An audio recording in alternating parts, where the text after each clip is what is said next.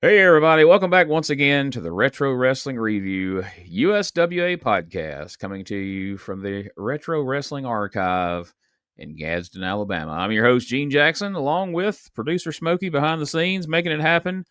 And please help me welcome my co-host. First up, I don't have a cute nickname for him this week. It's just Josh Briley of P3 Radio. Josh, what's up, man?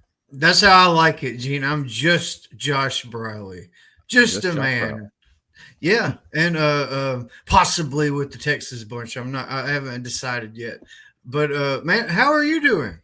I'm good, man. I feel pretty decent this morning. The wedding was over, and I didn't go to the after party that they had at the arena, so I came on back. So I was telling BT earlier, I was home between like 9 and 9:30 or something last night. So one of my better trips to Mississippi. Of course, I had to be up at the crack of dawn and be uh, to Corinth before noon, and so I used the same alarm to get up on Saturday that I use every day of the week for work. So that was a bit of a bummer, but other than that, I'm good, man. I'm fired up. This was a fun episode of USWA wrestling. So before we get into it, we got to welcome our other co-host. He's the owner, founder, and president of STSPod.club, and he's Jonesboro, Arkansas's current favorite resident.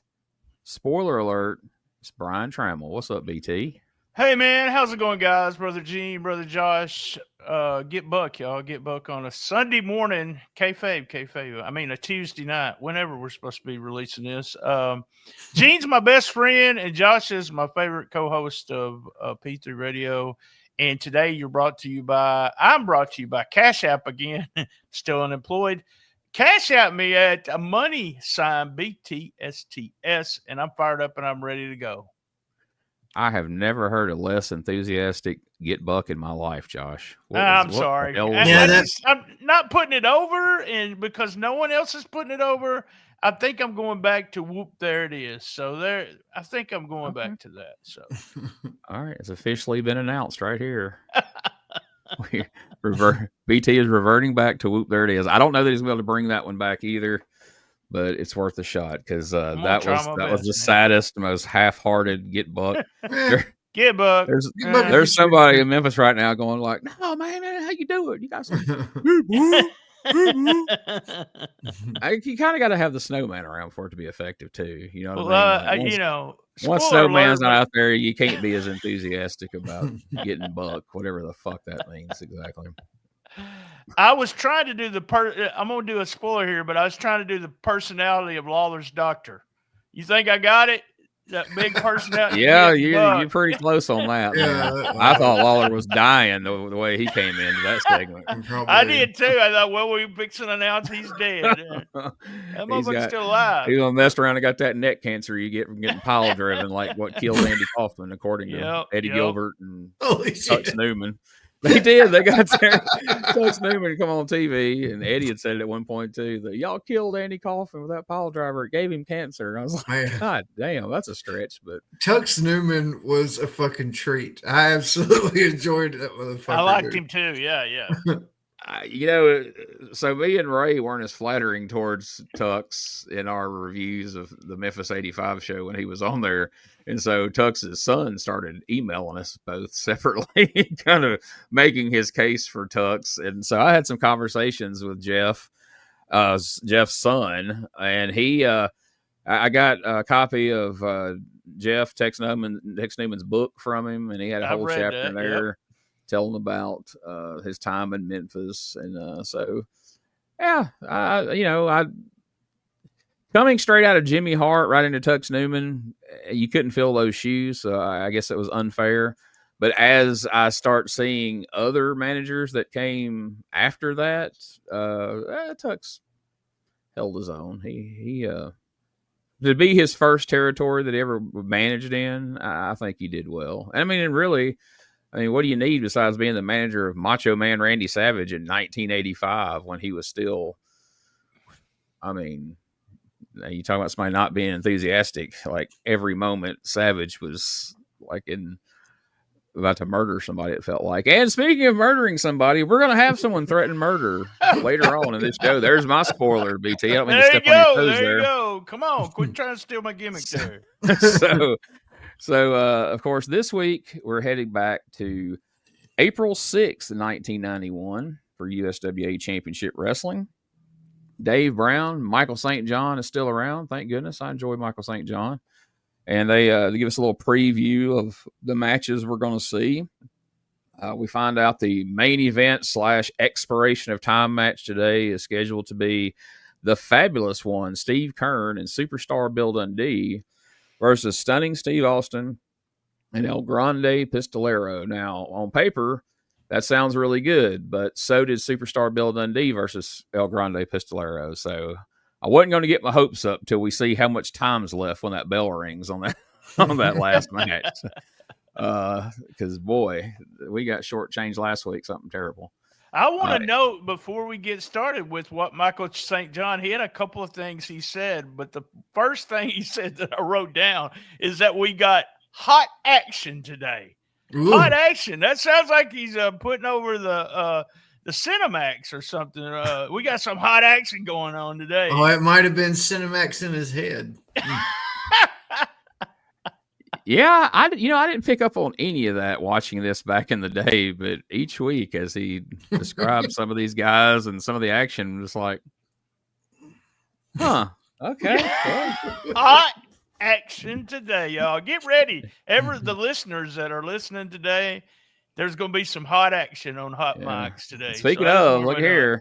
That's how we're going to start out today with old Mr. Hot Stuff himself. And I actually got a couple of clips of this match. We hadn't seen a lot of Eddie in action recently in the studio. So I thought, let's see a few clips of this match as Hot Stuff Eddie Gilbert takes on Sergeant O'Reilly here in the first match. And check this out. O'Reilly's opponent, there he is.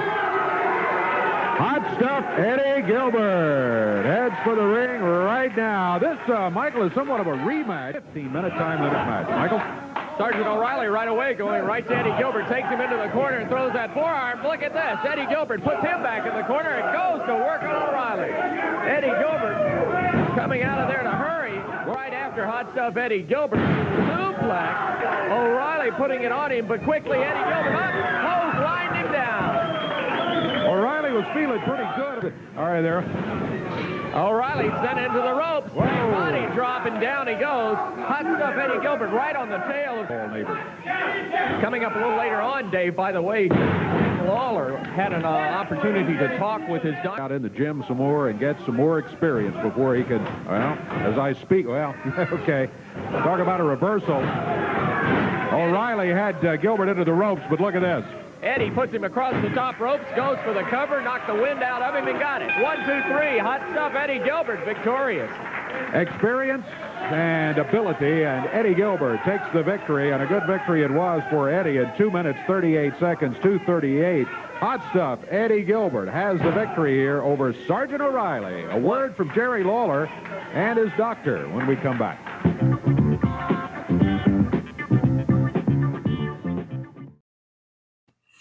I had to leave that at the end because it just sounded so funny. A word from Jerry Lawler and his doctor when we come back. Without any context, that sounds really odd. But I thought you were talking about where Eddie's like, "You all right? You all right?" Bam! Yeah.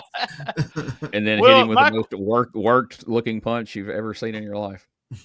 Michael St. John said this. He had two things: big body drop on the backdrop. It was called a big body drop, and then he said, Eddie Gilbert is as rough and tumble as they come.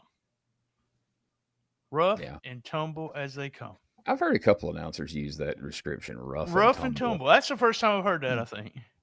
Yeah, pretty hot shot, though, boy. Oh, yeah. It was interesting how he applied it, because usually, he shoots them off the ropes, but I think something kind of went awry, and so Sarge just took about 3 steps back and charged him, and he hit him with it, but it looked good. They mentioned early on that this was a rematch from a previous bout with disputed interference. It's like, no, they locked up and freaking Embry and Pritchard hit the ring and beat the shit out of it. It wasn't disputed interference. It was pretty clear interference. But, the fans are getting behind, Eddie being aggressive and using heel tactics behind the referee's back, and he's getting to be pretty popular here, it feels like. And short match, but he got the point across, and he's still a babyface. Where are we up to now? Like 4 or 5 weeks? You keep thinking that turn's got to be coming somewhere. Eddie doesn't stay till babyface very long in Memphis, but so far so good. So we'll see how much longer that lasts. So from there, we come back from commercial, as Dave teased. We go to a pre-tape segment showing Jerry the King Lawler meeting with Dr. Lee Sammons, his personal physician.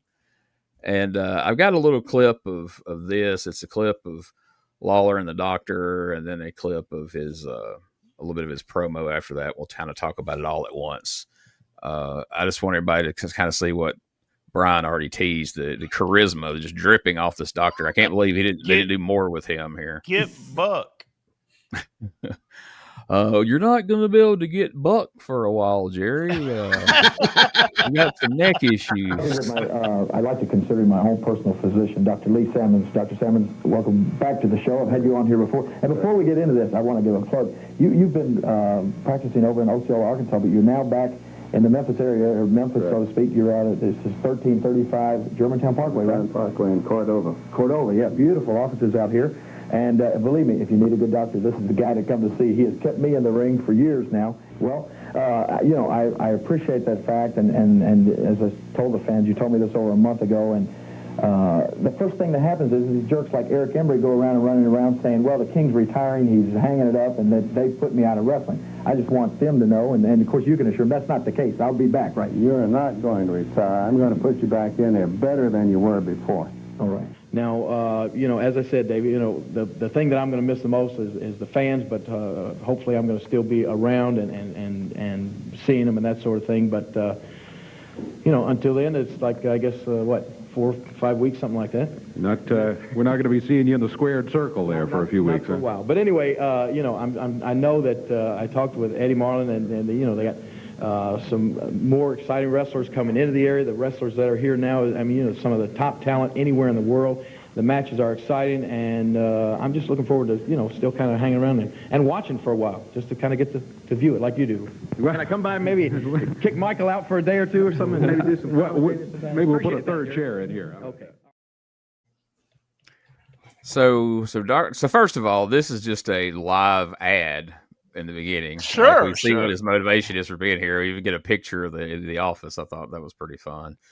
But Dr. Sammons, in all his charismatic ways here, lets us know that Jerry Lawler's neck has suffered wear and tear, his elbow, his knee, and he insists that he take at least 4 to 6 weeks off to heal, or else continued wrestling could cause permanent damage. And Lawler reluctantly agrees. We see him have the promo with Dave, and he comes out, and he's like, yeah, I'm going to have to take 4 to 6 weeks off. You guys aren't going to be seeing me around here for a while. I'm not retiring, but I'll be back better than before. And so this is one of those, rare promos where they take, enough reality and put it into the kayfabe where it seems kind of, serious at the time. You're like, oh, shit, Lawler's going to have to take time off, or he's going to be a paraplegic or something, and well, just stick around. Let's not spoil it. We'll get there. But yeah, Lawler's very adamant, though, to make sure you understand he's not retiring. He's just... Do y'all think that he got pissed at Embry for real?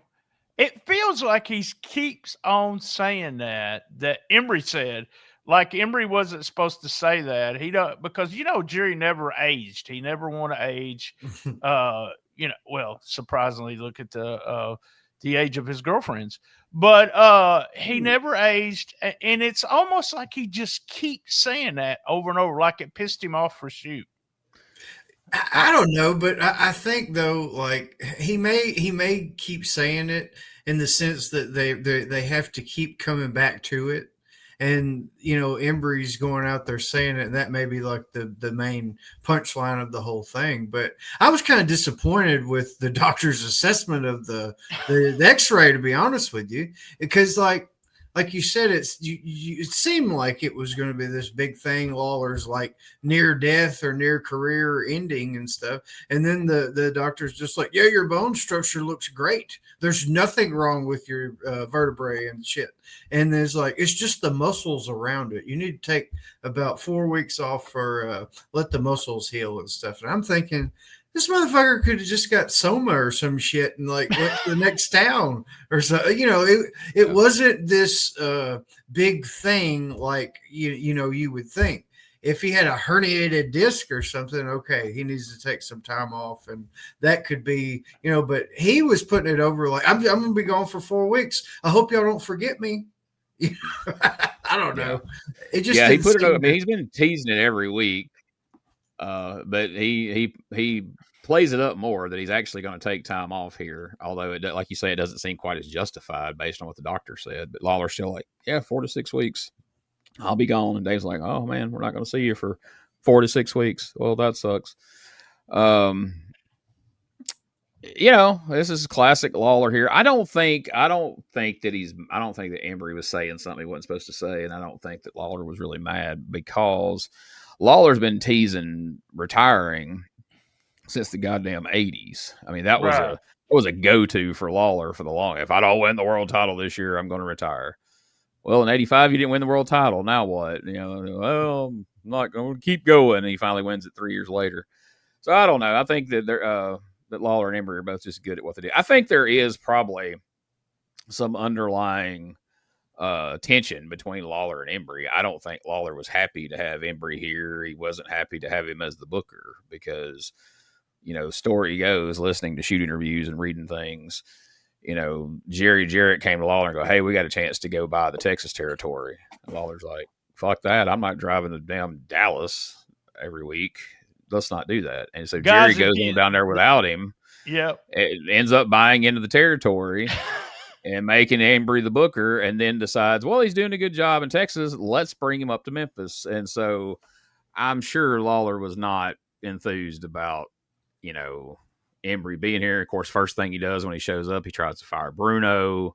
He runs Eddie Gilbert out for a little bit. Then Eddie comes back as a babyface because he don't want anybody to outshine him as the heel. And so I'm sure there is some real heat to these promos, as you're mentioning, Brian. I just don't think he wasn't supposed to say maybe, but Lawler's kind of, I don't want to say the word weird, but he's different backstage than he is in front of the camera, and he's real particular about things that are said, and especially when it comes to age and stuff.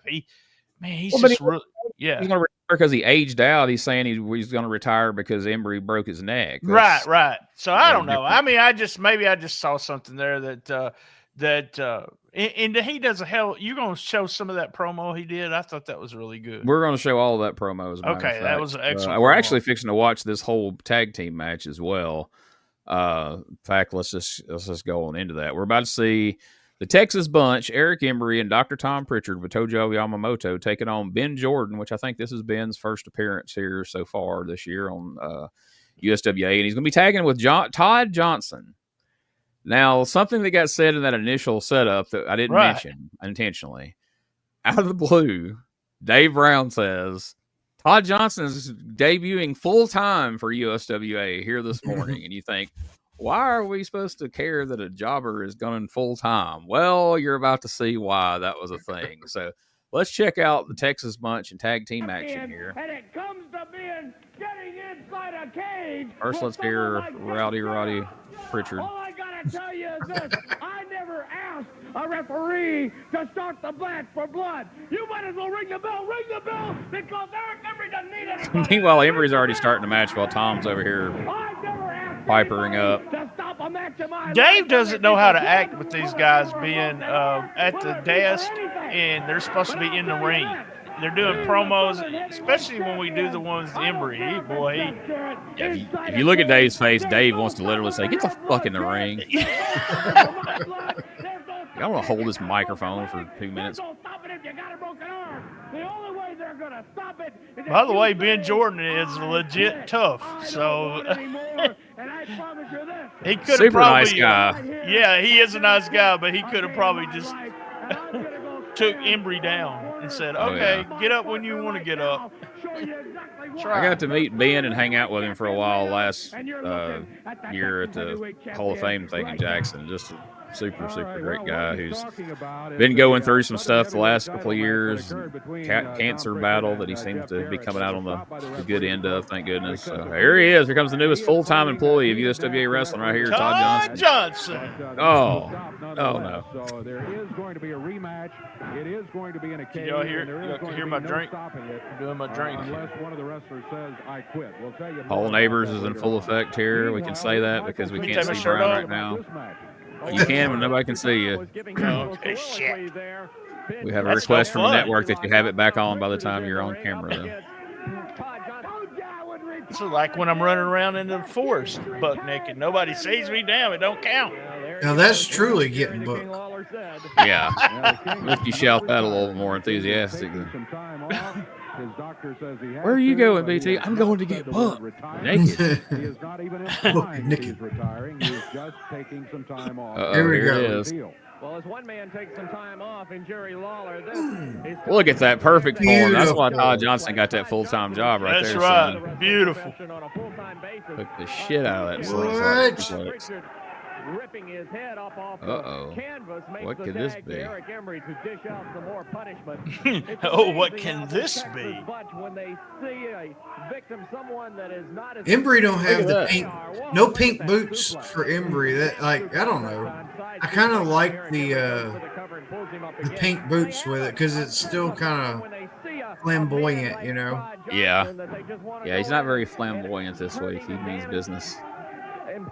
Uh-oh. We're going to use a chain on Todd Johnson. See, man, this is. Oh, I'm gonna shut up. I've said before that really upsets me to see a veteran team like Such good shit. It is. I mean, he's That's such a great his- heel. He's such a great heel, y'all. You just hate him. You absolutely hate him. I mean, he's dominated the guy, but then he uses the chain to knock Yes. him out. That's Yeah, just being yeah. a shit heel to be a shit heel, which That is perfect. is psychology. That is good shit. Now, get ready. It's becoming their signature here. There goes Paul Get Neighbors, out of grabs by the this ponytail. There goes the referee. There's a fine for Eric Embry, but the referee has been thrown out of the ring onto the floor. And now I love how Embry will threaten later to use this in the cage, but if Pritchard's not there to hold him up by his butt cheeks, how's he going to do? Oh, my God. Oh, God. That looked great. By the way, I told Gene this. I did talk to Bill Rush, and apparently we're going to talk to Bill Rush. We'll talk about that pile driver and everything, hopefully, within a week or so. So I'm excited. I'm going to keep my mouth shut until then about that. I'm not going to spoil it. But, yeah, that looked nasty, didn't it? Oh. A little concerned about what's happening in the ring. They all look, Eddie, Lawler, they all just look disgusted. Like, Even the fans, get out of here, pointing and showing. They're into it. They killed him. See you later, Todd. By climbing the ropes. And then that pile driver, he sprung a quarter of the way out from the corner. Yeah, I don't know if it caught on audio or not, but Embry was shouting at the desk, he wants to be a full-time wrestler. Yeah. Like, Yeah, thank goodness. Yeah, be careful. well, he's a full-time paraplegic now. That's the part. My goodness. Yeah, man, he's getting good at that second. I mean, the one last week looked pretty good, but man, as I don't remember if it was Dave or Michael St. John just pointed out, he kind of like fired himself halfway across the ring before they landed. Like he jumped off that second rope backwards, and damn, that one looked even better than the first one. yeah, they must have got Todd in there because they knew that he would take it like a fucking champ, you know, because that looked great. And he's a smaller guy like Bill Rush too. I'm obviously that's the reason they're picking. This Yeah, guy. I mean, you're not going to be giving Freezer Thompson the old second rope pile driver anytime soon. Oh, man, I was going to spoil it. Next week, I read in the Observer, it is Fraser Thompson. Ah! Can't wait to see that. That's going to look tremendous, I'm sure. But man, like he's pointing out, Josh, you know, the little things that Embry does to add the heat that the average person just looking at it's not really going to think about, but the average fan is going to get mad at is like they've dominated these guys, but he pulls out a fucking chain and knocks him out behind the referee's back. and pins him, and then proceeds to give him the old pile driver off the second rope. Dude, I remember being 8 years old and just that sorry motherfucker. I was so pissed, dude. And it works. And it's so simple, like you said. It's great. He's been that booker for details. We talked about when we did the other season. We didn't have any idea why is this guy doing this? Why is this guy? Embry's came in and started booking, and it's almost like he's putting the dotting the I's and crossing the T's kind of thing on every angle that he does, and I absolutely love it. So, and there's quite a few people that complain about Embry from the inside of the business that say they don't like his booking and everything, but I have to feel like it's almost kind of just personal feelings bleeding in, that if you're being honest, you don't have to like Embry, but you really can't pick apart his booking compared to some of the other bookings you see, just because of what Brian just said, just that attention to detail that adds so much. Because if you're not left sitting there going, well, what was that about? Well, why did they do that? That don't make any sense. You know exactly what these guys, it makes sense. They're from Texas and they want to show that Texas is better than Tennessee and that they're going to come in and do whatever the hell they want. Now, some people can say, oh, well, some of it's kind of hot shotting, but god dang, Memphis was built on that. I mean, you name any successful Memphis promoter that wasn't, their booking wouldn't have been called hot shotting outside of the Memphis territory. But like, I know Randy Hales, every time Embry's mentioned or this angle's mentioned, he gets all bent out of shape, and and I know Doug doesn't like him personally, but I figure he also doesn't like him because Eddie was a booker, and if they'd had their way, I'm sure they'd rather Eddie been booking right now instead of Embry. So I don't know. I'm looking forward to us continuing down this path and seeing where all this stuff goes. But let me tell you, we're going to see a promo from Embry here in a little bit, and you talking about heated, and we said Brian didn't bring the enthusiasm on the get buck. Well, Eric brings more than that. I mean, you would think he's really ready to literally kill Jerry Lawler. So once again, last week, we saw him do that pile driver off the second rope to Bill Rush, and boy, it really seemed to get Jerry Lawler's panties in a twist. Well, it did it again. Lawler comes back out here after he's out here earlier, and he's already said, you're not going to see me for 4 to 6 weeks. They're going to be bringing some, and it even says they're going to be bringing in some really good wrestlers in here. So like, don't turn, as if people are right to just shut the TV off and say, well, Lawler's been gone 4 to 6 weeks. Well, screw this. And he's like, they're going to be bringing some good wrestlers in here. Going to be a lot of good matches and all this. And as soon as this happens with Embry doing this to Todd Johnson, Lawler comes back to the desk.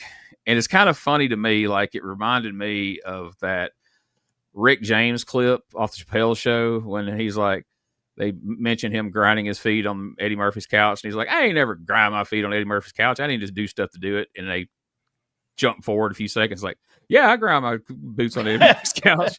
Well, let's take a look at this little clip right here of we'll see a moment from Jerry Lawler's previous promo, and then we'll see the promo from 5 minutes later. Hopefully I'm going to still be around and seeing him and that sort of thing. But, until then, it's like, I guess, 4 5 weeks, something like that. We're not going to be seeing you in the squared circle there for a few weeks. For a while. But, well, when now all the rest of the matches are over, Eddie, let me just show up and let me just get in that ring with the cage already up. And Eric Embry, if you got a gut in your body, then you'll come out there and you'll get in that cage and we'll see if you really are a man. Because I want to do to you, Eric Embry, what you're trying to do to all these young kids around here. Now, if we isolate that clip. Because I want to do to you, Eric Embry, what you're trying to do to all these young kids around here. Anyway, so to me, this shows that Eric Embry's not just booking this to get himself over, because he's making Jerry Lawler out to be a hero here, because we just spent all this time establishing whether the doctor was enthusiastic enough. But we established that Jerry Lawler is putting himself at great personal risk if he continues to wrestle without taking these 4 to 6 weeks off.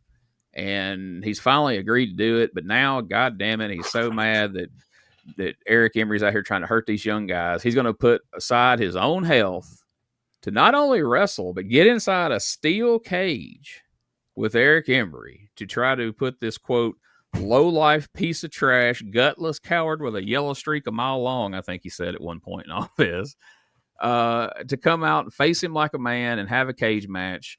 And this time, we had the unified title. We pointed out last week he didn't have the unified belt out there. We didn't mention it. You wouldn't even know he was a unified champion. He's got the unified title. He wants to put it up against the Texas title because he wants to take that Texas title and go throw it off in the Mississippi River. He swears to God. Promo. What do you guys think of this? Yeah. I was just saying, he swears to God, by the way, he's going to do that if he beats Eric Embry. And I thought that was pretty good because you really don't see the King do that very much. And I think it, like you said, it does build Lawler up too, because it shows this level of desperation. It's like, I could just walk away and be on vacation for 4 to 6 weeks, but I can't let Eric Embry stay here and do this shit to everybody else. He is the hero in this situation. And, I love that Lawler is like, he's almost like you say, BT, it's almost like he's for real mad at Embry because it feels different. I keep saying that with this Tennessee and Texas feud, but Lawler's level of I have to do this, it feels different in this situation. You think maybe part of that is that you got to, I don't know, but you got a guy like Embry who's been in the business, he's booking, and Lawler wants to, quote unquote, show that he's good at what he does and that he can follow the rules when you want to. Right. I love that you showed both versions, a little bit of that promo earlier than this promo.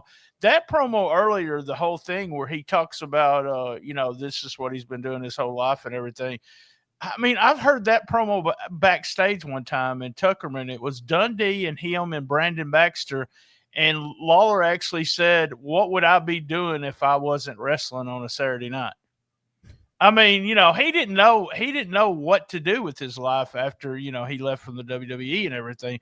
He just did all these spot shows all over the place in the local area because that's what he knew. That's how he knew to make a living. And that's pretty much the only thing he knew. Very similar to what Bobby Eaton had said before too. Bobby, you still wrestling. What am I supposed to be doing? You know what I'm saying? These guys never, and Dundee said the same thing, And Brandon was sitting right there in the middle and was talking about, how he keeps coming back. Like, it's like the mafia wrestling is. You can't get away from it. You really can't. Yeah, and even to this day, even though Lawler's health won't allow him to still wrestle, but he's out doing, autograph signings and appearances just about every weekend. I mean, he's still out there, and he doesn't need to. He doesn't have to. The man's got more money than Kevin will ever spend, but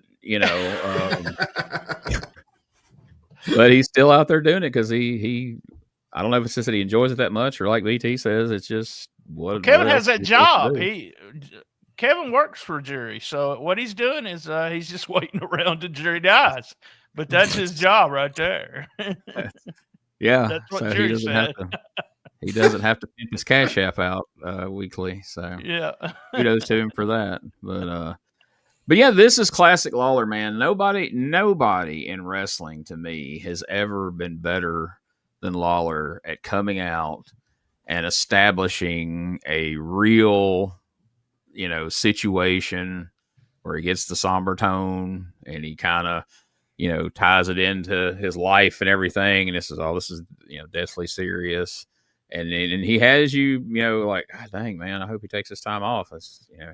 Don't want to see him be permanently injured. And then come back out 2 segments later, fired up, and you really believe that he's so mad at Eric Embry that he's willing to throw all that away just to get his hands on him. And that's the kind of shit that sells tickets, And then he comes out later on and puts over that they're going to be at the barbecue place down there signing autographs. So, yeah, he always was able to do all those 3 things on one show. Yeah. And you didn't question it. Nobody rolled their eyes, but like, this mug was out here talking, fighting Embry. Now he's pimping barbecue. But, we do now. We roll our eyes now, but we didn't back then. We didn't even notice it. We just went with the flow, Yeah, 30, 40 years later, sure we do. But, but there was probably people sitting at home. I made that joke about he acted like people were going to shut the TV off. But there probably were some people sitting at home going, yeah, we ain't got to go this Monday night if Lawler ain't going to be there. Right. And then by the time they pile drive this kid and Lawler talks shit and then Embry talks shit, they're like, all right, I guess we got to go Monday night because this is going to be crazy. We can't miss it, And speaking of that, that's the next thing we see here is a clip where they talk to the fans at the Pipkin building. And I thought this was interesting, the array of fans that they picked out. So I know we're a little clip heavy this week, but I don't know. I just felt like this is worth watching and then commenting on. So check out what the fans think of the new Pipkin building for the USWA on Monday nights. The best wrestling fans in the whole world are right here in Memphis, Tennessee. And now every Monday night, the fans are closer to the action than ever.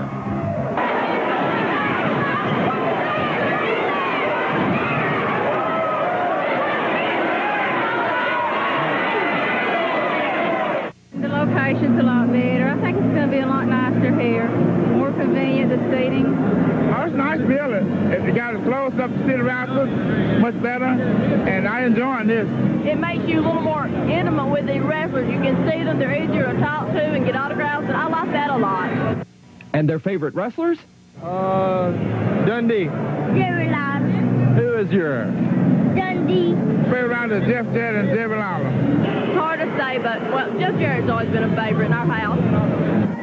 Plus, the fans meet, talk, and get autographs. Plus, give their best wishes to all their favorite USWA stars.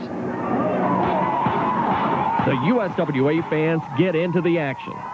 I'm gonna climb the pole. I'm gonna get the glove, and I'm gonna whoop them. It's the good old wrestling atmosphere up close and personal. And free parking, too. Exciting USWA action. Monday nights in Memphis at the Pipkin building.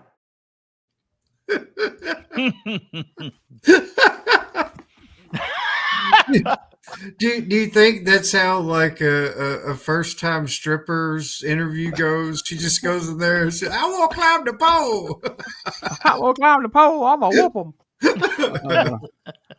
Yeah, that was fun. And somebody should have told that lady there's a difference between calling a venue an intimate setting and saying it makes it easier for you to get intimate with the wrestlers, which is probably more accurate. I thought she said enema with the wrestlers. I was like, whoa, now what the hell? We got something going on here. Whatever they're into, I suppose. But the guy who was going to climb the pole was fun. I'm sorry. Did y'all think while y'all were listening to this that those folks really, really sounded Southern? And then you listen to yourself and you go, "Oh shit, that's me sitting over there." I was thinking, I didn't know Winona Judd went to the fucking Pipkin building. That one would look just like her. Yeah, I was just thinking, watching it the first time, like I would like to see the ones that didn't make it. Like, what are the ones they shot that they're like, nah, we can't use that. These are the ones that were the best of the bunch. But it was a good infomercial, though. I keep using that term as well. Oh, yeah, very much. That's literally what it feels like. And it does kind of put the stamp on what we felt out of the footage from the Pipkin building. It was a lot closer. We used the term a more intimate setting. Yeah. And I think it's interesting that they literally had an infomercial the very next week that we were talking about, or 2 weeks ago, maybe. I can't remember, but yeah. I thought like watching that, I was like, this is everything we said. Like, people are going to think that we watched ahead and just repeated the things, but we did. I saw this as a child, but that I wasn't actively thinking about that while we were talking about that. Yeah, I mean, you didn't give a shit about stuff like that when you was a kid, even for any of that to really register. Right. But speaking of the Pipkin building, they then go back and show us highlights of Jerry Lawler versus Eric Embry from last week. I'm just going to show a short little clip here But am I crazy? But is David Webb calling him Eric Embry without the B in his name? Listen to this clip. I'm pretty damn sure. And when you watch the whole thing, when it was several minutes of the match, and he says it 100,000 times, he's saying Eric Embry. Check this out. Weight champion pulls him around the ring by the hair. Couple of left jabs in by the king. A bloodied Embry. Lawler catches him with a right, puts him down. The king follows him outside the ring, picks him up. Embry flares Lawler's head into the table.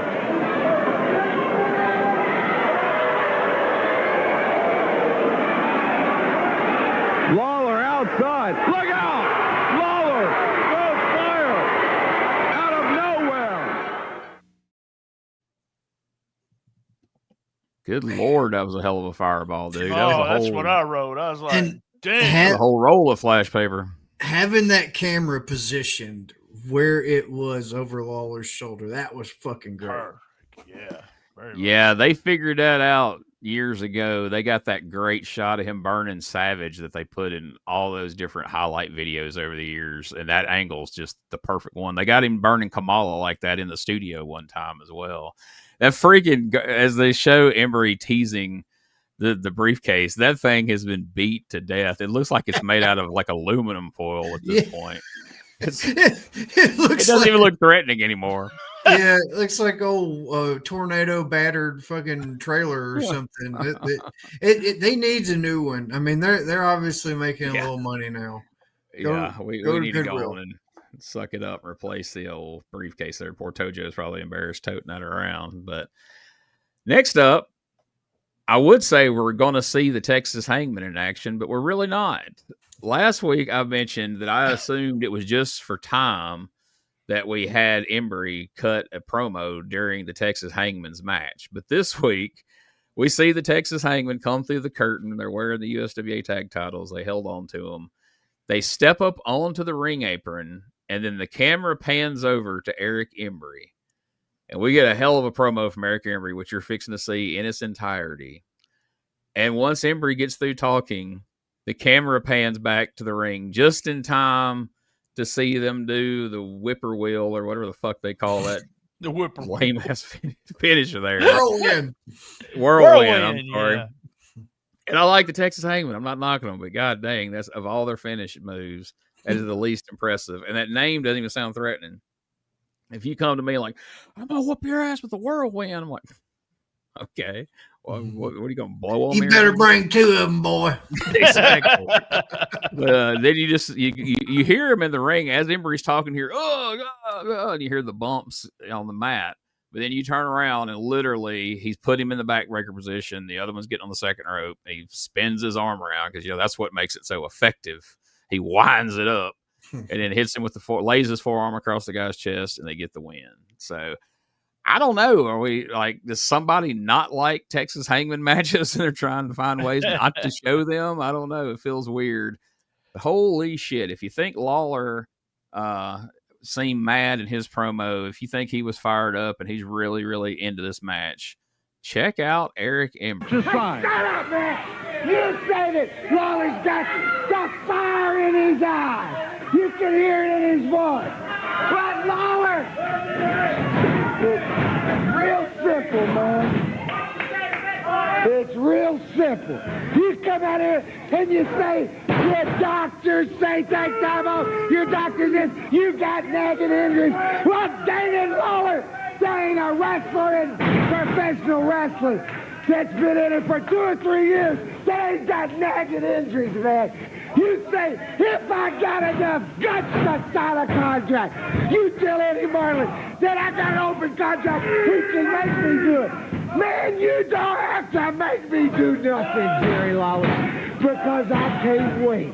I can't wait to get you in that cage. World title against the United States of Texas title, Lawler, because it's real simple, Lawler.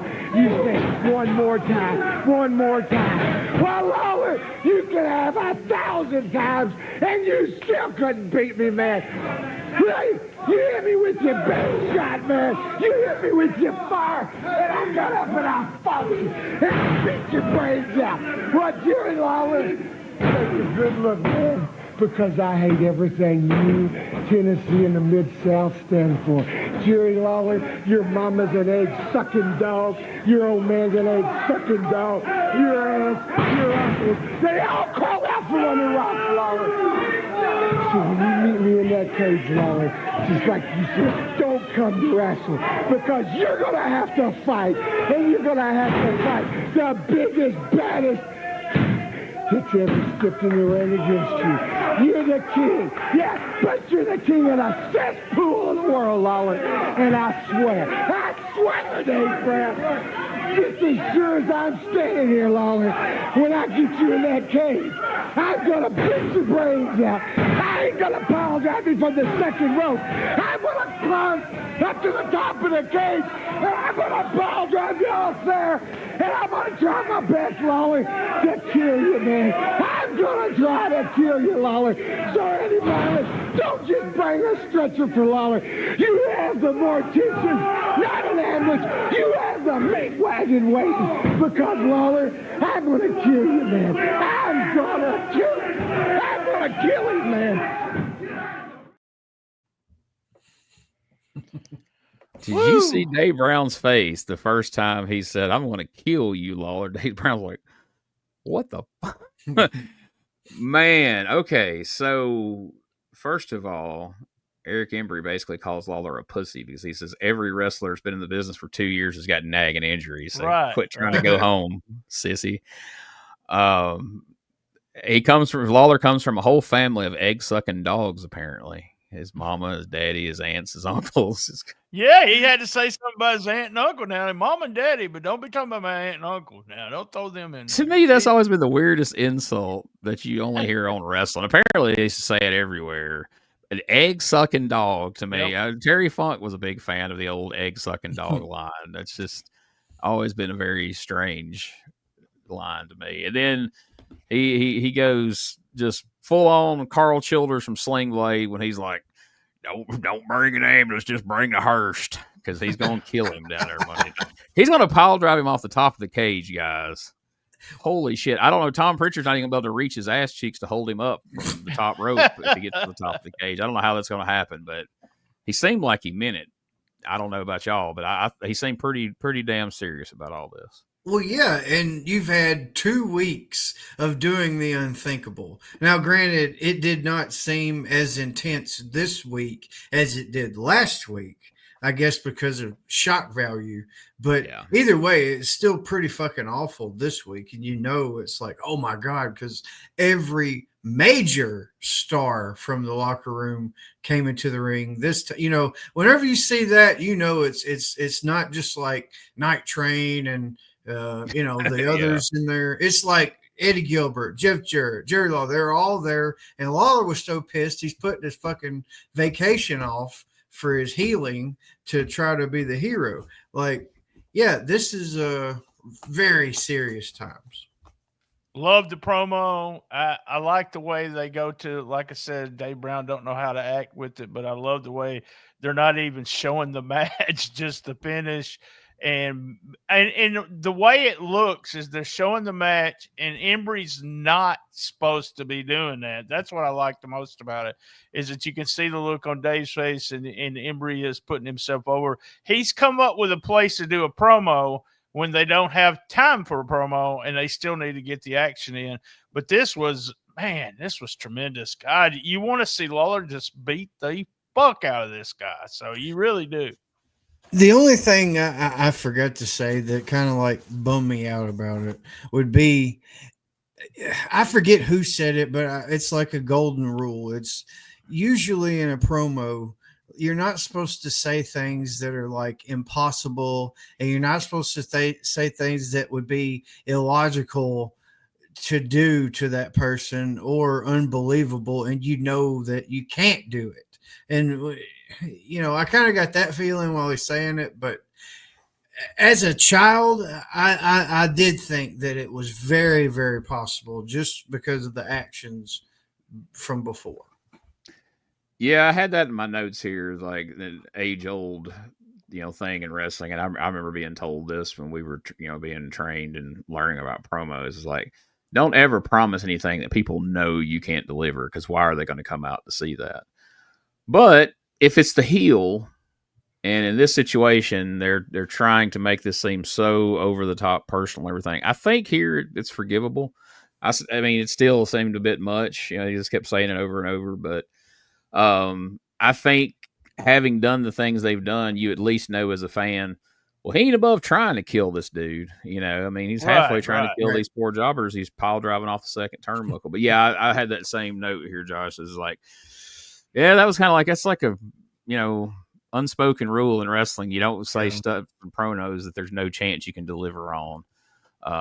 But then again, there's guys who say they're going to win matches. There's no chance in hell they were ever going to win. So, I guess where do you draw the line? But the only thing that seemed weird to me, like, it's not unheard of in wrestling, in Memphis wrestling at least, for guys to come out and cut promos during the match. But usually they focused on the match and then they would cut away to the guy talking and then cut back to the match. We never saw one solitary second of this match once Embry took the mic until it was over and then the match was over.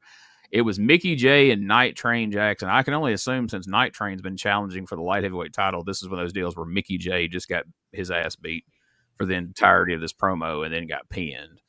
I doubt we really were missing anything. I'm sure it was the same spots we've seen him do for 2 or 3 weeks, but it did just feel weird that we completely ignored the match in favor of this Eric Embry promo. But I think it's like what BT pointed out.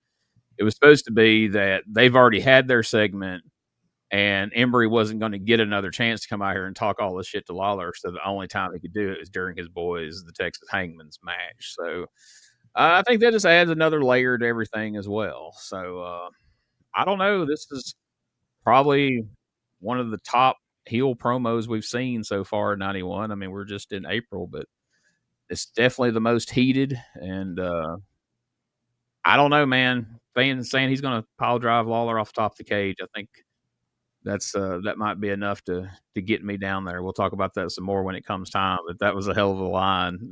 Just to say I'm gonna go to the top of the cage and pile drive. I was like, holy shit. And you can believe it too, because he's been doing it to these other people. So you're thinking to yourself, "Oh my God, Lawler's got a bad neck, and he's gonna kill him. He really is gonna kill him." But yeah, that would. As you said, we'll talk about it later, but that is a good selling point. Of Embry's killing Lawler. Get down there and see it. So there you go. Yeah. And if you were a kid like me that overthought everything, you're thinking, I just want to see what the mechanics of that would even be. Of how would you get Lawler to the top of the cage? And then, like, I don't know how you'd pull this off, but I certainly believe you would damn sure try. And you'd probably land on the turnbuckle, so it might kill him and paralyze you too. Man, you was a fun kid, wasn't you there, Gene? Oh, man, I've always been that way. That's why I didn't like I wasn't a horror movie fan, because I picked them apart. But all right, so next up, we get an interview with the new Fabulous Ones unofficially. Steve Keirn and Eddie Gilbert are together. They're on the same side of things now for the first time. And they cut a pretty fiery promo here after what we just heard, the threats from Eric Embry threatened to kill Jerry Lawler. Keirn says that they're going to kick some butts down there Monday night. And he said, are we going to watch any of it?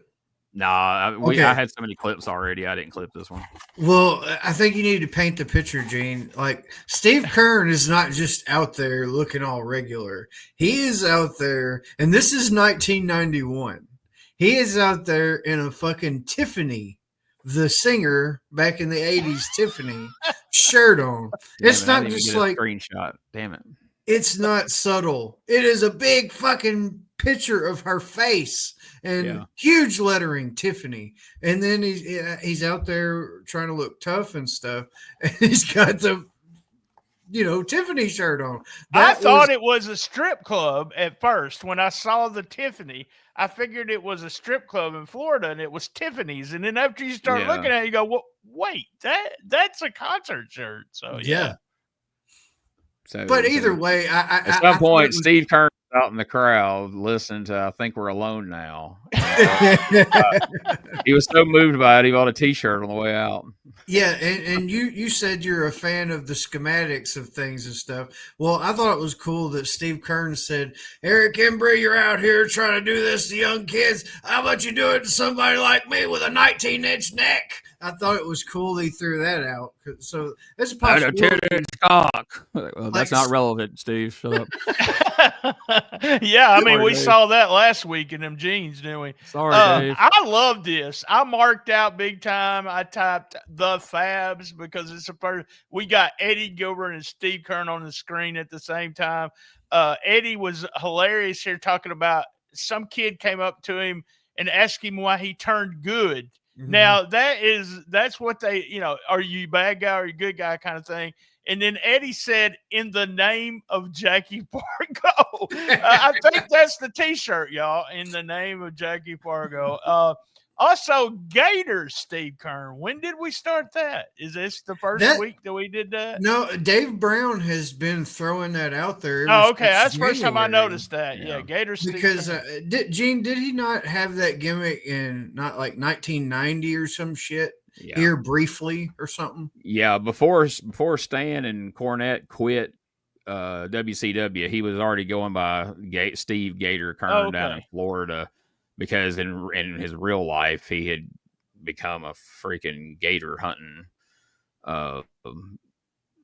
Like he would take people on gator hunts down there in his spare time. Shit. You get shoot that son of a bitch in the head! Can you imagine?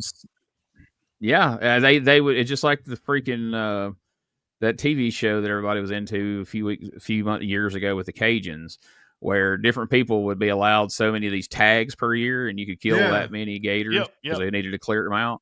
And so Steve became one of those guys, and he would take people on gator hunts. Oh, wow. And if they were scared, he would catch them and kill them, and then they could take them, and do whatever they do with them. Well, I don't know what you do with them. Make boots, I guess. I don't know. But, so I guess they were wanting to bleed that into his wrestling. I wondered about that. This promo. He had the tooth on his earring there. Yeah. So this promo and the match later, it just dawned on me that, and I guess because I was a Fabs and we called them the other F word when we were growing up, and then we finally become Fabs fans when they was with the Moondogs because they look tough. But Steve Kearns is a tough motherfucker. I mean, he's somebody I would not. That match, watch that match. He is all over Gypsy Joe, and man, he is just in that interview. He just felt like he could beat anyone's ass there after that. So, and then fighting fucking gators, yeah, Steve Kearns is a legit tough guy. So, yeah, and then of course, the old classic thing. Different times people have sat in Vince McMahon's office like, well, what do you do in real life, pal? Well, I was a mortician. And he made Paul Bearer. Right. And then, that's happened countless times. Well, Steve Kearns mentioned when he went for his interview that, well, I catch gators down in Florida. Oh, and then Skinner was born. Right. And I don't know. I wish maybe he hadn't mentioned that in the interview because I was never a fan of Skinner. I mean, it was a character. It suited the times of WWF, but I don't know. I just felt weird about the former Fabulous One now having tobacco running down his mouth. I hated it too, but and the stupid music, you hear crickets and shit on there, which, how appropriate, crickets chirping when Skinner comes out. But, we've made fun of a lot of times these guys out here in these promos, and Steve Kearns that we're talking about is a perfect example of making up bullshit reasons, like when kids have come up and asked them things. But using the term turn good, I can almost guarantee you some kid came up to Eddie Gilbert and asked him at a show, why did you turn good? And this was Eddie's response, I'm sure. He didn't turn good. He's just people changed. And in the name of Jackie Fargo. I love that. Yeah, in the name of Jackie Fargo. There we go. Well, I'll start doing that every time we mention Fargo on here. No, it's not the sign of the cross. It's the sign of the strut. You got to do that's a good one, Josh. That's a good one. That's how you get saved by Jackie Fargo. You've got to strut. You want to go and strut beside Jackie Fargo? and then they got to split your head open and you got to bleed. In the name of Jackie Fargo. So they have vowed to win the World Tag Team titles Monday night from the Texas Hangman. And next, like I said, we've been clip heavy, so I didn't clip any of this. We get a promo from Jeff Jarrett, and he's got his upcoming Southern title match in the cage with Dr. Tom Pritchard.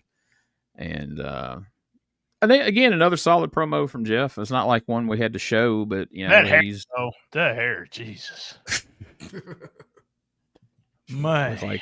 Look like Terry Garvin did that for him, probably. Yeah, I think he did. Yeah. You need a couple more curlers in the back, Jeff.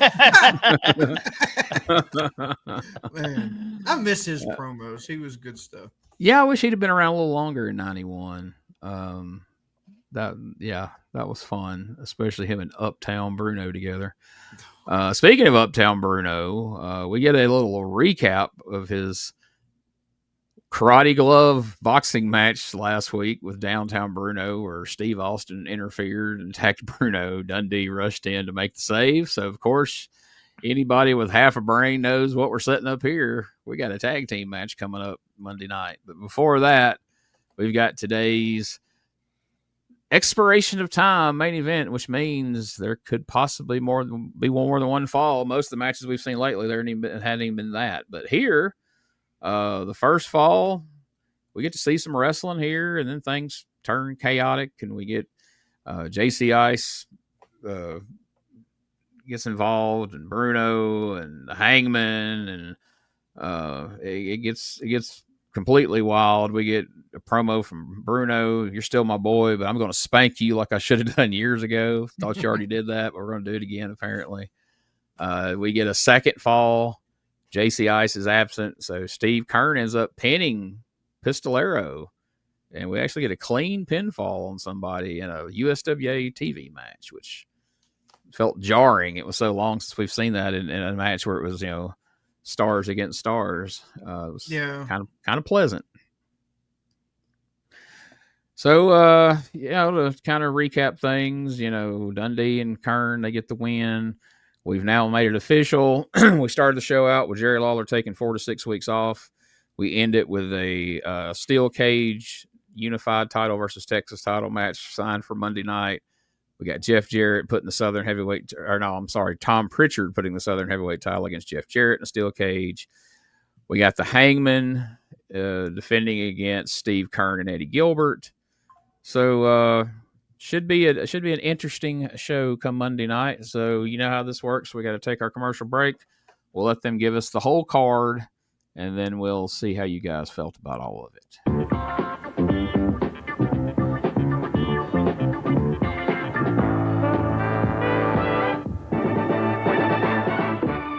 Hey guys, Ray Russell here. Lots of new stuff happening here at WrestleCopia. If you haven't checked out our website at WrestleCopia.com, it's a great way to keep up with the latest episodes of all of your favorite Copia programming, from the Wrestling Memory Grenade to Regional Wrestling with the Territory Talk, the Wrestling Stoop with the legendary Bob Roop, and of course all of those programs also available at your favorite podcast streaming platforms.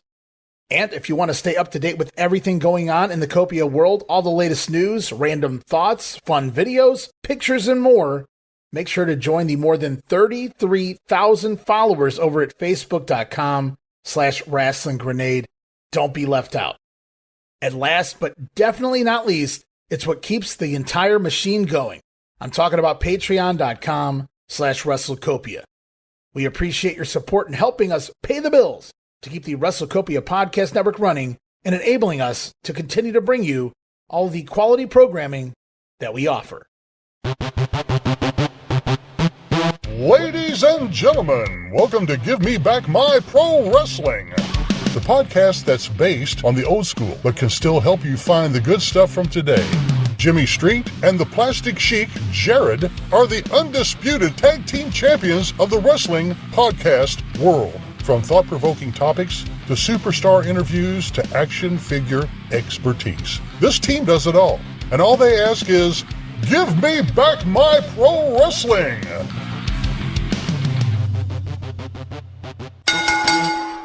Every other Thursday, wherever you listen to podcasts.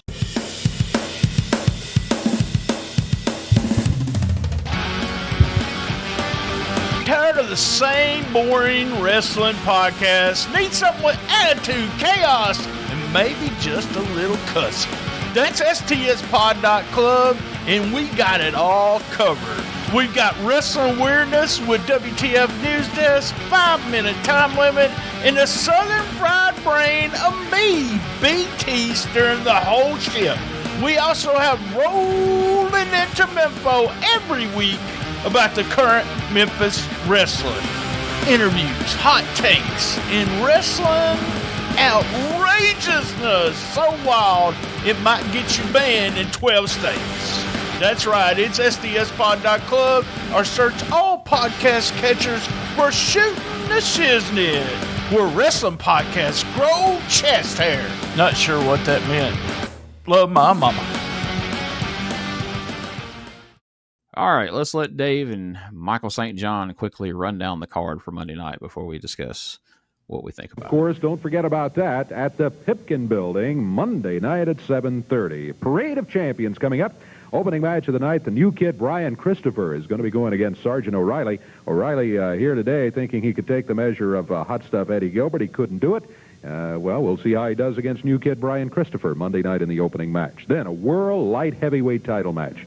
Nightmare Danny Davis will be in there going against El Grande Pistoleros. Then, coming up, Superstar Bill Dundee. How about this? Going to have Uptown Bruno in the ring with him. They're in tag team action this time against Steve Austin and J.C. Ice.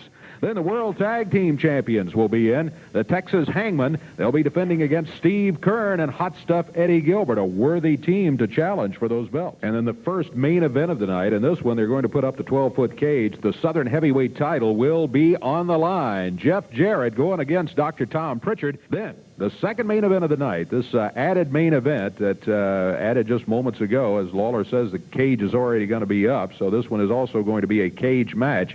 It'll be unified world title against Texas title, as the King, Jerry Lawler, will be back in the ring one more time against the flamboyant Eric Embry. All right. Well, there you see the card for the Parade of Champions for Monday night. So, guess that just begs the question, what was your least favorite part of today's episode? Well, I'd have to say, again, I'm beating the dead horse on this, but this was a good show, top to bottom. They did handle time better than they did last week. And I think that's because of the Embry shoehorned interview there in the Texas Hangman match. But I guess if I had to pick it apart, then that would be my least favorite moment, was just that we had to completely ignore the Texas Hangman and, focus on an awesome Eric Embry promo, but it's shoehorned. It's, the Hangman showed up to TV, but to be fair, you got to see the entrance, you got to see the outfits, they're wearing the belts, looking great, very menacing out there on TV. So, I mean, you got the entrance, you got the finish. So, it's not like they weren't on TV, but yeah. I just thought, maybe we could have done something. Take that second fall of the main event off and then throw the Embry promo on there or something, or at least the time frame. But yeah, it's a small gripe.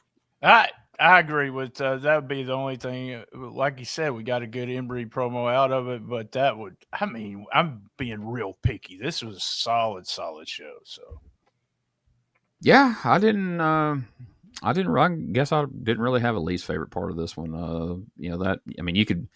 You could run with that, but clearly it was by design. So fair enough. I think it was a good way to, all right, Eric Embry wants you to hear what he has to say, and he knows he's got at least 2 minutes before these guys finish off Night Train and Mickey J. So here's where he's going to do it. What was your most favorite part of this week's show? The Lawler promo, the number 2 one. Well, actually, I want to group the the doctor presentation. Even though I kind of critiqued it in the front, I mean, as a kid, either way, the doctor said you got to be off for at least 4 to 6 weeks. So, and then you get him coming out there doing the kind of heartfelt, I'm going to miss you so bad promo. I guess I'll drop by every now and again. Chaos happens. He comes back, fired up. I don't give a shit. I'm going to do whatever I got to do to get this son of a bitch in the cage. It's over. And he's proclaiming, this is it. Between me and you, I'm finishing you off, motherfucker. It's over with come Monday night. And it's like I said before, it's this level of Lawler that it feels personal. It feels real to me because of how dastardly the job that Eric Embry is doing at being a piece of shit, and Tom Pritchard too as a team, but him specifically is phenomenal. And it's only making Lawler, like you said, BT, level up and not half-ass where he might before. You never know, but Lawler has to be good to match Embry's energy, and I absolutely love it. Yeah, Embry is so intense that we got to have Lawler stepping up, and I'll go with Embry's promo being one of my favorite parts of the show. I was shocked when he said, "I'm going to kill him." I love the way they're doing it on the side there during a match, even though it did completely kill that match. I like it when it's their match and they come back and forth. I actually like that part. But my favorite part, and this is all me being a big mark for these guys, Steve Kern and Eddie Gilbert out there. Formula, that's the fab. You said the new Fabs. Absolutely loved that. Love the Kern promo in the name of Jackie Fargo. That was my favorite part. I love seeing Kern and Gilbert together. And it's just, my guilty pleasure. It's just me. So I think that could have been a successful team if they had been able to stick together and go somewhere, but I understand why they didn't. But I got to go back and revise something. My least favorite part of this show was the fact that we didn't get to see this guy. I don't play. I thought about it, Gene. I thought about it while I was watching it back. He was so intense last week. They're like, Danny, don't even show up next week if you're going to act like this. You're going to hurt somebody. We'll give you a title match Monday night. Just take Saturday off. We're trying to convince people that Eric Embry is crazy and is going to kill somebody while you almost literally killed somebody in the ring. So just sit this one out, buddy. And he's like, all right, because I don't play. Yes, we know, Danny. We know you don't play. No, my favorite part of this show was Eric Embry's execution of that pile driver off the second rope. Oh, wow. Yeah. The first week was good, but this one was just like, you'd think he's done it 100 times, man. The way he jumped so far out into the ring, but you could tell he was safe. You could tell Todd Johnson was no chance he got hurt on that. It looked safe, but it looked good. And I don't know. I really enjoyed that. And then our next question is, of course, would you buy a ticket to this week's show? Absolutely. A parade of champions. I get to see the fired up Uncle Danny probably take a chunk out of Pistolera's ass, like literally, and then take the belt. And all of the drama wrapped up in, Kern and Gilbert versus the Hangman, and then the 2 cage matches. Yeah, it's a buffet Monday night. I want to be there.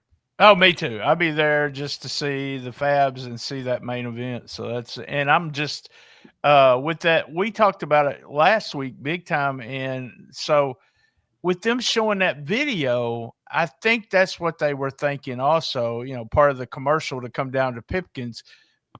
There we go.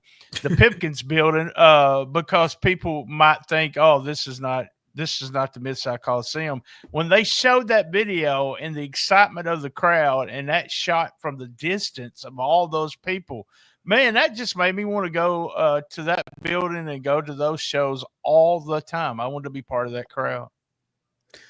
And you can tell, I think the wrestlers were feeling like Lawler, just those punches on Embry, the way the crowd. Oh, it was so good. They were with them on everything. I think they're really feeling it too.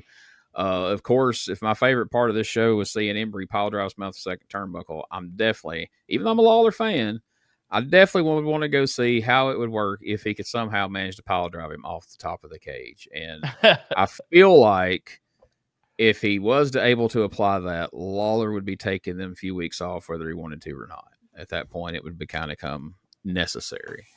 Maybe I'm wrong, but well, I looked at the website, a couple different websites. I checked the Observer, and then BT was nice enough to send me the USWA portion of that. And so I think all the results are correct this week, BT. But right on. You can correct me if I'm wrong. I didn't see in any of that a attendance. Do you have that? I do not. They're still saying. He said it a couple of times. 8 to 850 is what they're saying. Yeah, so I think that's our average. And, yeah. And again, 850 looks impressive in that building compared to the bomb scare that it looks like at the Mid-South Coliseum. So opening match saw New Kid Brian Christopher defeat Sergeant O'Reilly. In the second match, Nightmare Danny Davis defeated El Grande Pistolero. Now, Dave said on TV this was a title match, but I don't think it was in retrospect. I don't think the results said non-title. Yeah. The way it reads straight. I'll read. This is from one website, and then I'll read you what it said in the Observer. Tag team match: JC Ice and Steve Austin defeated Superstar Bill Dundee and Uptown Bruno. I would bet the farm Bruno got pinned, but I don't know. It could prove me wrong. Hey, while we're talking about Steve Austin, I wanted to ask you during the show, and I it slipped my mind. But so Steve Austin, while he's here, his finisher has been several different things, right? We saw the splash off the top rope. And what was the other ones? Was he doing the stun gun yet? And if he wasn't, this is right before he goes to WCW, and Eddie Gilbert is doing the hot shot. Do you think that he took that and applied that in WCW if he wasn't already? Clearly Gilbert's doing it right there before he leaves. Yeah, I think there's a good chance of it.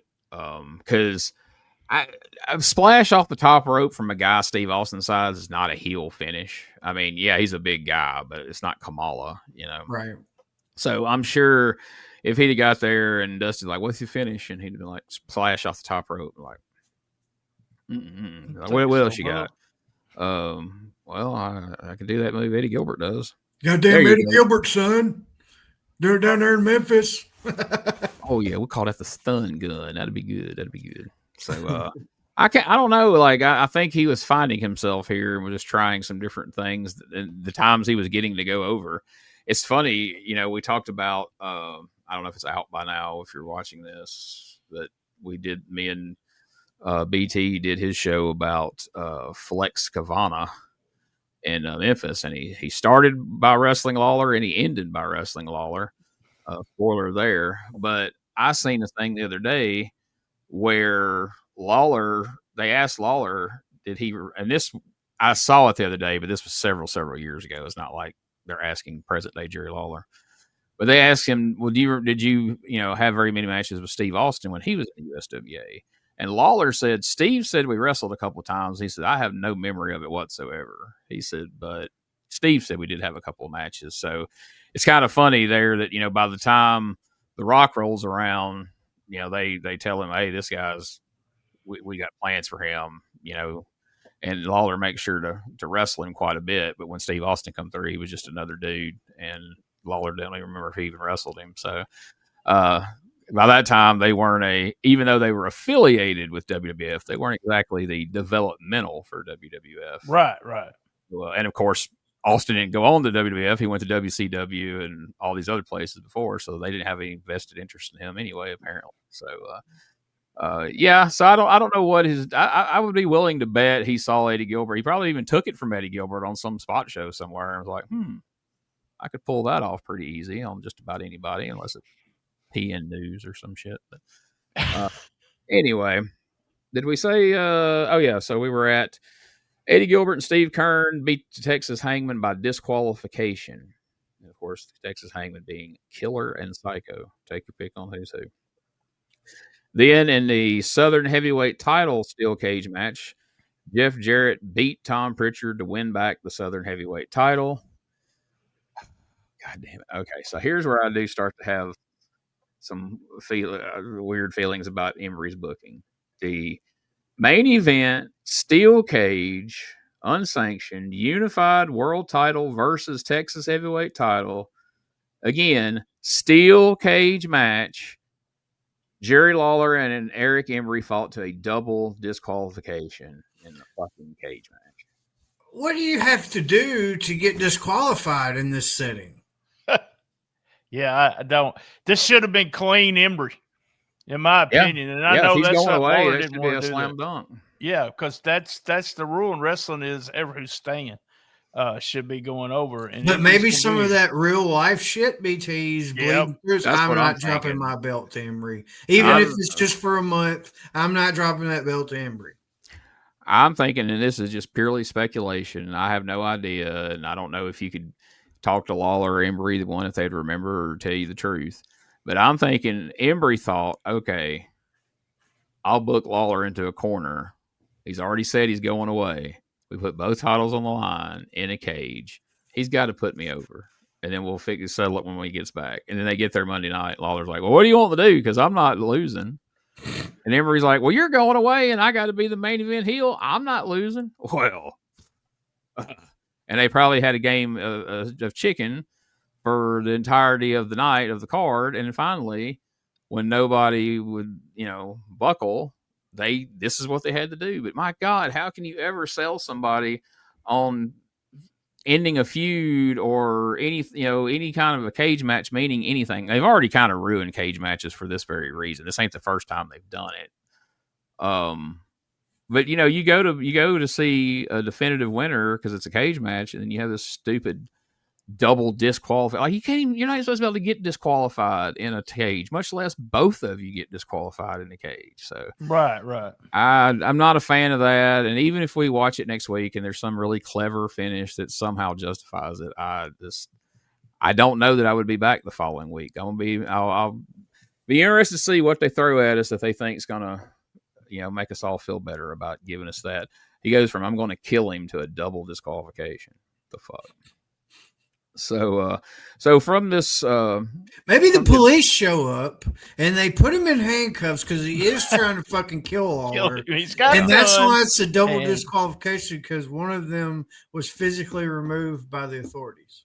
But the one who didn't get removed should have won. So they're still flawed in that logic. But so the Observer says that everything is back to normal in the USWA as far as the champions go. And read so that. Dave starts telling how convoluted this shit was getting. He put, as of last week, and of course we're jumping ahead past the 8th here, but it's all right. As of last week, Eric Embry was recognized as Texas champion in Tennessee, but Bill Dundee was the champion in Texas. But on April 12th, Embry beat Dundee in Dallas, so now he's the champ in both places. The Southern title was held up in Texas, but Tom Pritchard held it in Tennessee. But on April 8th in Memphis, Jeff Jarrett beat Pritchard to win the title. And on April 12th in Dallas, Jarrett beat Pritchard via disqualification for the held-up title. So now Jarrett holds the title in both places. It says Jerry Lawler is taking 4 weeks off in Memphis to heal nagging injuries, but he's wrestling in Dallas that Friday. April 8th saw Brian Christopher, and in parentheses, he puts Brian Lawler, beat Sean O'Reilly. I don't know if that's his real name or if they just fucked up the sergeant part. It says Danny Davis beat El Grande Pistolero in a non-title match. But Dave Brown, I can play that back to you, where Dave Brown said this is going to be a title match. Yeah. So I don't know what. Because it was a part of the Parade of Champions. Yeah. So I don't know what the hell that's about. I don't know if like Pistolero pulled something before the match where it's like, if this is a title match, I'm not going to wrestle or some, they have their ways of pulling that shit out of their ass on the microphone, I guess. But anyway, Kern and Gilbert, Texas Hangman went to DQ. We know all that. After the match, even though Steve Austin and Jamie Dundee beat Bill Dundee in Uptown Brno, Bill Dundee still spanked JC after the match. Yeah. Jarrett beat Pritchard in the cage to win the Southern title, and then all he describes it as is the world title and Texas title cage match went to a non-finish. They put in a cage. So even Dave's taking a shot at that there. Then kind of we go through Louisville. Then we start talking about next week's match. Match between Pritchard and Jarrett last week? It was stopped because Jarrett was bleeding so much. I thought that was it, but it was the opposite in Louisville. It was because Pritchard was bleeding so much. So I guess they're taking turns with that. I guess. Wait a minute. So here he's got a description here. The April 8th Lawler-Embry cage match ended when Pritchard got a belt and was choking Lawler from outside the cage with it after referee Frank Morrell was knocked down. I see that now, yeah. Embry stole Lawler's belt and left with both belts. So how's that a double disqualification? If there must be something to Morrell getting knocked down by both of them, maybe, or something like that. And the further we go into this is more describing next week and beyond, so we won't get into that. We'll circle back to this after some of this actually happens. But there you go. The big cage match ends in a double disqualification, but apparently it stems from Pritchard using a belt on Lawler and Frank Morrell getting knocked down. So I don't know. We'll see what it looks like on actual television when we get a chance to see it. But all in all, this week's TV was fun. I enjoyed it. I was looking forward to going over it here. So I don't know if we'll have a review next week or if in this time slot there may be an interview. I'm having surgery this week. I don't know if I'm going to feel like sitting here with my stomach pressed against this desk talking for an hour and a half about USWA. So we may just, if BT can get his interview done this week, we'll plug that in. If not, I may have an interview with somebody I can plug in or something. And I don't know if I have the surgery Wednesday and I'm feeling great, I may tell you guys, hey, if you want to do it, we'll go ahead and do it. So we'll see, but something will be here on WrestleCopia and on the Retro Wrestling Archive YouTube channel. Speaking of WrestleCopia, I do want to, I hope everybody will wish Ray Russell the best in getting better. He has had some health issues lately. As we record this on Sunday morning, I know he went to the ER yesterday with some issues, and I'm still waiting to hear back from him. So hope everything's good with him. But if, if you're one of the many that listen to this show on WrestleCopia or watch it there, please keep Ray in mind and send him your well wishes if you have the time to do so. I know he'd appreciate it. And I guess it's time to kind of do the recap of things. STSpod.club. What's shaking over there, BT? Every day we do the Shiznit Minute talking about the current wrestling scene. It's a whole minute. It's on all the feeds. Episode 993 was Rolling into Memphis, number 243. If you've never watched Memphis wrestling, kind of go out of your way to see the main event on this show. Tim Bosby, young guy, got all kinds of potential, big guy, went against Kalisto. Hell of a match. Coming up this week, we start Rocktober. It's the 6th annual Rocktober. And the first week is going to be featuring you guys. Hit me with your first shot with Josh talking about Poison. Open up and say, And as Gene already announced, we did Was It Really That Good with Flex Cavana, whatever they want to call him. We had a really good time with both shows. Me and Josh did it late on Saturday, and it's 8:15. That's late for me. And then me and Gene's guy, but we come out on Monday. If you're listening to this as it came out, it's already out. So go out of your way to listen to the music podcast. And then on Thursday, you'll see Gene and I go live about talking about Flex. So you want me to go ahead and talk about P3 Radio? Yeah, I can actually chime in because I listened to it last night on the way back from Mississippi. So I'll let you do your review, and then I'll chime in here and there. All right. I got 4 out of 5 hoots, P3 Radio. Remember, this is a podcast that always talks about videos, but never gives you the links or the descriptions. It's episode 428. we started a screen narration watching Porn Expert. What? I'm not sure why I wrote that, but maybe Josh can remind me of that. Well, it's basically Richard. I guess he's had experience with that of the visually impaired sitting. Oh yeah, that's TV. right. Yeah, visually impaired watching porn and what they were saying, what his words say. He said docking, and if you know what docking is, but docking is worse than banging a guy in the booty. Well, he says docking. I say docking, and he acts completely oblivious. Acts like he's never heard of the fucking band Docking before. Yeah, you got to know the difference between docking and docking, DOKKEN. Because if your male friend confuses the two, it's going to be a weird evening. And is it worse than banging a guy in the booty? That's what I want. I think it's a little more perverse for sure. I think if you do that, you got come on, just a regular old So Josh, you're not coming to my house just to dock. You're not going to do that, but we can explore this topic a little more on Patreon. Right. I was about to comment and realize this is that, the real show we're doing right now. My bad. They had a laugh and a fart there for the win. I love that. Oh, dude, yeah, I made Richard Lee laugh, and he farted and almost sneezed at the same time. There was Richard was talking about a jerk session he had in the Jackson Forest. He got a 5 p.m. email to return to work, and he's also had a man groping him in the airport because he had a hot crotch. We have decided, me and Josh did, that it's because they put one of them little metal balls in his sack when they did a surgery on him. Dolly Parton is not dead. I just want everyone to know that she is not dead. Josh worries about his good friends, so he goes out, he buys a Ouija board, ever how you want to say it, and as soon as he says that, Richard cracks me up. He don't believe in ghosts or spirits or anything, but damn, he believes in the devil, don't he? He says, yeah, he's like, so that's the devil. So you contacted the devil on how to help me. Whatever, I had to do your help where you can get it. Yeah, and then Josh gives him an autographed photo of Ike Turner. Awesome. Personalized. That's the key. It is to Richard.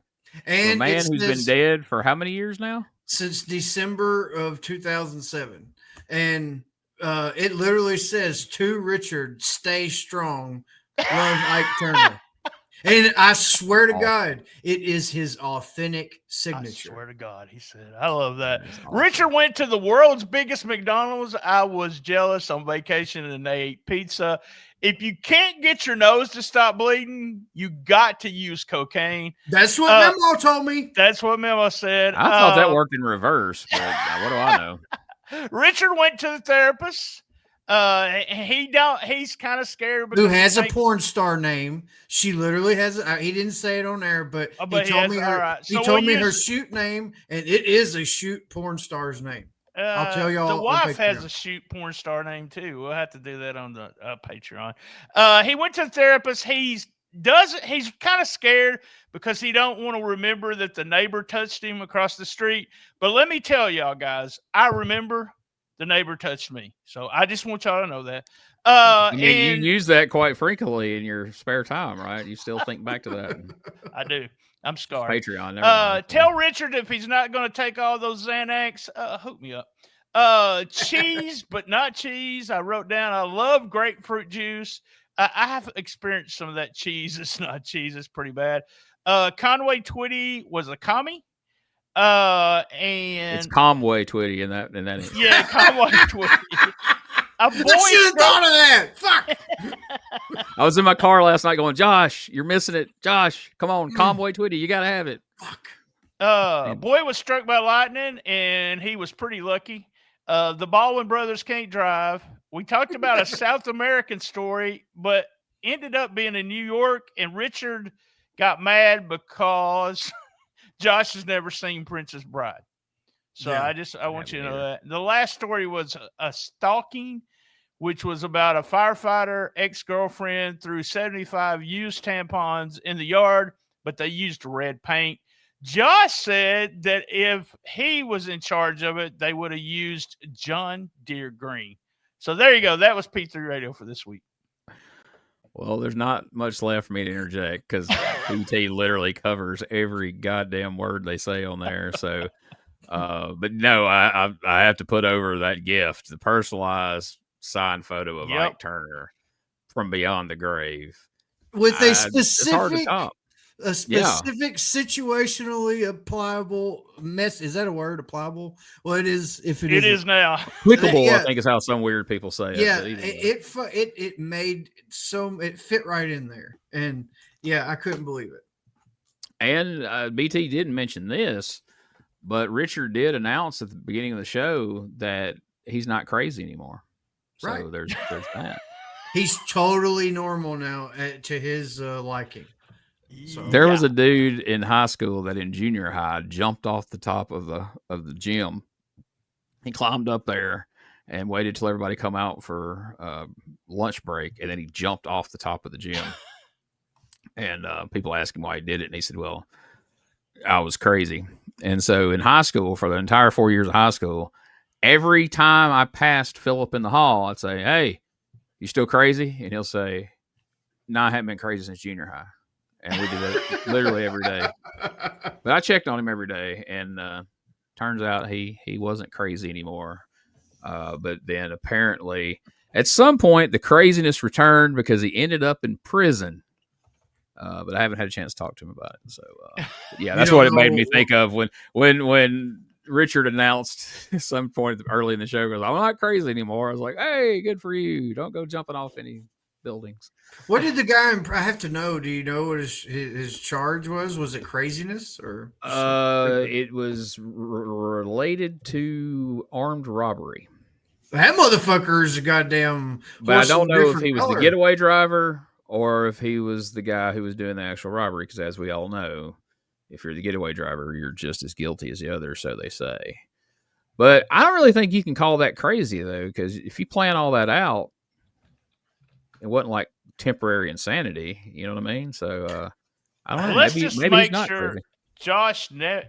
Let's make sure Richard never quits taking his meds when he thinks he's fixed, because that was the mistake that he made. So well, if his friends wouldn't ask him for some of them, he's less likely to run out. Yeah, that was a nerve pill. Come on, Xanax. That wasn't a shot. That wasn't a shot at you. You're not his friend. So. Yeah, that guy Gene. I'm not his friend either. It's his best friend, Josh, and those two guys he does podcasts with on occasion. That's right. There you go. No, I'm glad. I was glad as soon as that episode started, you could hear the old Richard, the happy Richard that I haven't heard in quite some time. I agree. And you really didn't realize it in the moment as much as till when you hear him on this week's P3 Radio. Then you go back and think, man, he hasn't sounded like this in a while, but it didn't really hit you in the moment. But when you hear the difference, like, oh, okay, well, good for him. I'm glad he's, back feeling good, because it's tough, man. It's tough to get out of that funk, and he's just had a lot going on. So kudos to Richard. I'm glad he's back, and y'all were in rare form this week. The Russian Conway Twitty stuff cracked me up. And I assumed at first too that it was AI. It's like, it's got to be fucking AI. AI music's getting better though, dude. I found a soul version of Stone Temple Pilots' "Interstate Love Song." I've listened to all week long. I love that. I was like, dude, this is better than the original. Like, keep it up. All right, folks. Make sure you check out USWApodcast.com to find everything related to this show, including our merch store, where you can get the sweet Texas Bunch, Texas Invasion 91 t-shirt. We've sold a couple of so far, so that's pretty cool. Check out DougGilbertPodcast.com for everything related to Dangerous Conversations with Doug Gilbert and Tommy Rich. That will be returning in the next couple of weeks or so. Check out the YouTube channel, youtube.com/@Retro Wrestling Archive. New stuff going up there literally every single day. Old Terror Story stuff, old stuff from Japan, you name it. We've got. I got to interrupt you, Gene. Are you sitting on any more FMW and IWA stuff, or is that all you got? Okay, no, I just making sure that wasn't it. There's a lot more coming because you've slowly started releasing them in the last couple of days. I'm like, fucking yeah! But I didn't really know if the crowd at that channel would really be game for that, so I just threw a couple out there to see what would happen, and the views like shot up, and people were messaging me like, "We need more of this." I'm like, "All you can handle, brother. I got a whole drive full of that stuff." So there you go. I just you may find trouble though if you put like any of that Tenru war shit on there. Yeah, like, there's a couple that I immediately had to take back down because it got the old global shut down. I mean, it was good for a while on one channel, and the whole goddamn channel got deleted. So I think they actively try to get that shit off there, but for whatever reason, it seems like IWA and FMW not so much. But that's why it's been I stay away from anything even remotely linked to New Japan, or so you can get away with some All Japan, but nothing New Japan. That's what got my last channel. My original channel got took down because of fucking New Japan. That's why I didn't put anything from Japan for a long time. I put a couple of these out, and the first two, one of them was blocked globally for something. I just took it down. Then I tried another, and then another, and then another, and they've been, knock on wood, been pretty good so far. God knows, I hope I don't get this channel taken down with as many videos and subscribers as I got up there. I'll just probably have to throw my hands up and give up. Just might have to cry on that one. Jesus Christ. Speaking of drives, you can go to patreon.com/retro wrestling archive. You can join the Patreon. You can join the $5 level and be able to see the hot mics that we do after this show every week. Watch alongs, a lot of cool stuff. But if you want to get the level where you get access to the Google Drive that has all the Memphis stuff I can find on there, plus more, that's like $8. So we got a lot of people that's joined. A lot of people liked it. We got all kinds of weird stuff on the drive and adding stuff every day. So check it out. And also don't forget to check out my friends over at EPWWrestlingMS.com. Check out, they got the first of their 2 Halloween episodes dropped this week. So that was a lot of fun. So make sure you check that out. And guys, do you have anything else before we wrap this one up? I think I'm good, Gene. I just want to thank everyone. We had a really good weekend on the audio plays, and it looks like we're getting more new people. You know, you get 20 or 30 people listening to everything in the archives. I do appreciate it. Damn, Smokey, what are you doing? And that's what I was wondering. And then, as everyone knows, I love my mama. Get Buck. Man, get Buck if you want to. Yeah, or you don't have to, but if you want, it's an option. Yeah, good. The numbers are all going up. I added a Substack. That thing's been around for a while. I've seen a lot of people using it. I finally joined that to put up these articles I've been writing, and I've been getting a lot of good feedback on those. So I appreciate everybody that's read those and messaged me or commented or liked them. So a lot more in the works. I got a lot of different things I want to write about that doesn't necessarily warrant a book or a whole podcast or anything. And so I'll be putting those up. And then the ones that are more popular and people seem to like, maybe we will make a podcast out of it at some point. But episode, not a whole damn series. So we got enough of those out there right now. So, all right, folks, that's it for another episode of the Retro Wrestling Review USWA podcast. Like I said, there will be a show next week. I just don't know what the hell it's going to be. But whatever it is, it'll be fun. It'll be interesting. You'll like it, I promise. And if you don't, blame BT. That's it. It's my fault.